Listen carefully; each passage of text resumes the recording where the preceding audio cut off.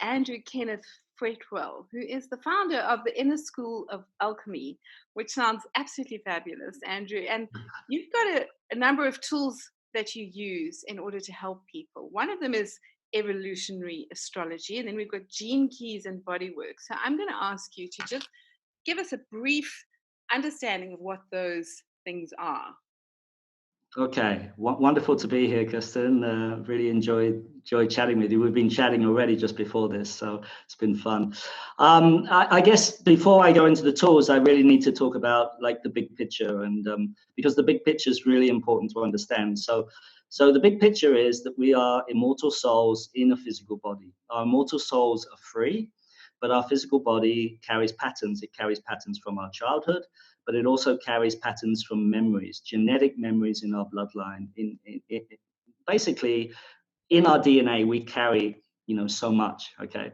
So part of what I do is I help people understand the difference between the soul, between our naturalness, our natural expression, and these patterns that we carry. And I also give tools to help people understand how to transform those what I call shadow patterns or constrictions. So evolutionary astrology is a way, I've been looking at astrology charts all my life. I've been doing it for, I'm 62 now, and I've been doing it since I was in my 30s, probably even younger.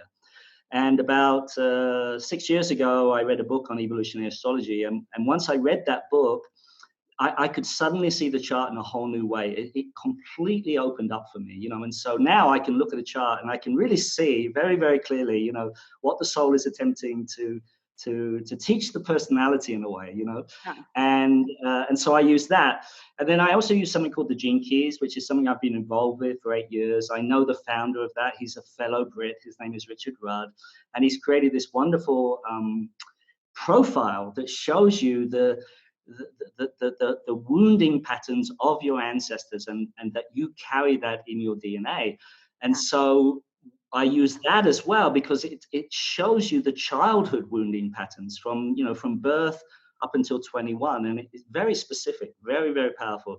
And I find that the combination of those two things very, very clarifying for people. And then that's okay. You have the information, but then how do you transform it? And so I have a bodywork approach. I basically, and it's completely different to a therapy. It's not really a therapy. It's like how to be with life, how to be with shadow patterns, how to support people in being with these constrictions, and especially these really what I would call survival instincts that we carry in our body. Okay, so maybe I can explain that just really quickly because it's important. So when we're young, we have two primary needs. We have the need to be authentic, and we have the need to survive. Yeah. And every time when we're young, the need for survival overcomes our need for authenticity. Okay, so we can say that every human being, whoever they are, right? There's no one that didn't go through their childhood without trauma. Yeah. So all of us, we have this need to be authentic, and that's what brings us to a teacher or to a system or something, right? We have this need to be authentic, but we have this fear inside that our survival will be at stake. So it's very interesting to actually to become authentic. We have to go into these survival things that we learned as a young child. We learned, if I don't do this, I'm going to be abandoned, or I'm going to be left behind by mommy and daddy, right? Yeah. So it's no wonder it's so difficult for us to actually shift those patterns. And what I find is that people don't have enough support and enough validation of how traumatic that actually was. And so what we try and do is we try and fix it too quickly, we try to push through it. And this actually re-traumatizes the body. So I've developed a bodywork approach that doesn't do that.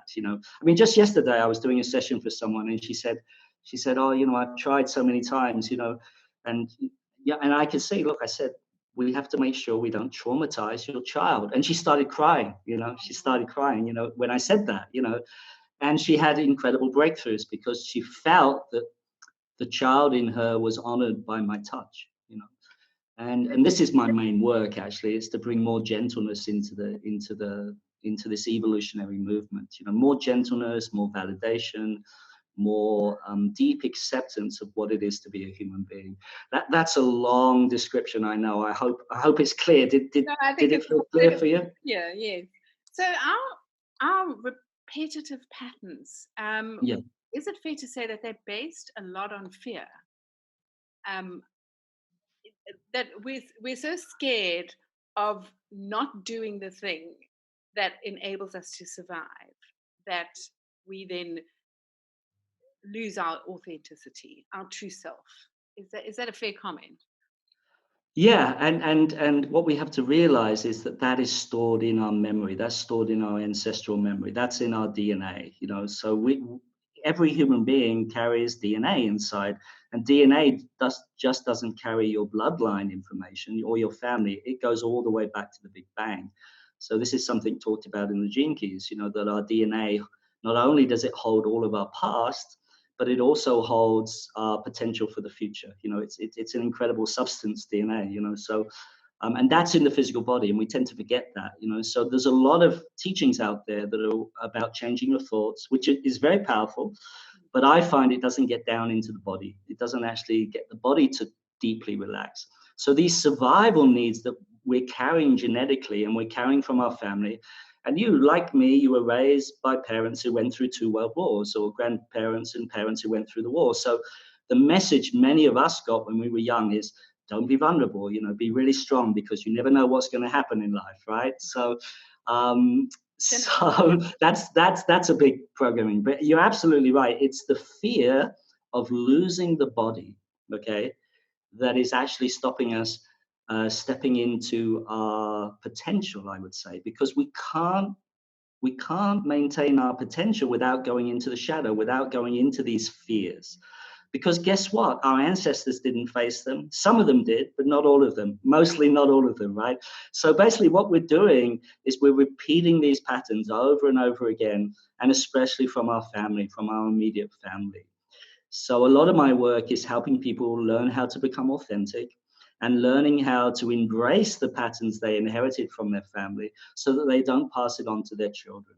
So this is really, really, really important work. I would say it's the most important work you can do. Yeah, I absolutely agree with you. I just want to ask you, the gene key, is that in line with epigenetics? Is that where we can? Yes, it's very in line with that. But of course, that's the scientific view of it. And Richard and the gene keys transmission is all about something much much more powerful than just transforming the DNA. I mean, it's an incredible transmission, and maybe there's two. We don't have enough time to really go into it, but if people are interested in that, they can go to genekeys.com and they can make a profile for themselves. I encourage you to do that after this. And I mean, it gives you some very clear information right from the beginning that I think you'll find very enlightening and clarifying for your own journey. So. Okay, fabulous. I'm going to put that website Yeah, yeah. on and also your listeners, they can go there, genekeys.com, and just have a look at the profile. have a look at the profile. So it's also in line with what it says in the Bible: the sins of the fathers will be vested on the sons, and we look at That's right. the That's behavioral right. thing that comes through, um, That's right. and that we That's right. consistently. So it really is right down to ancestry, and it's very difficult for us to understand that we're in a pattern that possibly began long before our great great grandfather, or however far we can sort of find our ancestry, which is not far for Mm. most of us. We can't sort of trace it too far unless you're on a very very blue bloodline. So it's difficult then to tap into what this patterning is and where it comes from. So that's what I'm very interested to talk to you about, Andrew, as well, is if we don't know that we're in a pattern, how do we get out of it? I mean, we don't even know. We're doing this thing, we're repeating this thing. And even delving deep, even people who look to healers, who do the sort of psychology work, who go to all, I don't know, manifestation workshops, whatever it is that we're doing to try and find the core of who we are. How do we know what we don't know? Can you answer that? That's one of the phases of healing is confusion. And we Okay. have to be willing. We have to be willing to go into the confusion. So I talk about this on my OFT course. I talk about 4 stages of healing and evolution. So the first stage is awareness. Awareness that we're stuck in a pattern. Something keeps happening. But I think before we go there, let's just talk a little bit about how we can distinguish a pattern from our naturalness. Okay. So I think that's the real question. Because when we're young, we're completely natural. There's no self-consciousness, I would say. We're absolutely flowing. Okay. So this idea of flow is very much tied in with our water energy, but it's also tied in with life, the life inside of us. So this is what I would encourage you and your listeners to think about: is when am I flowing? When is life really flowing for me? And then you're going to get a sense of your authenticity, right?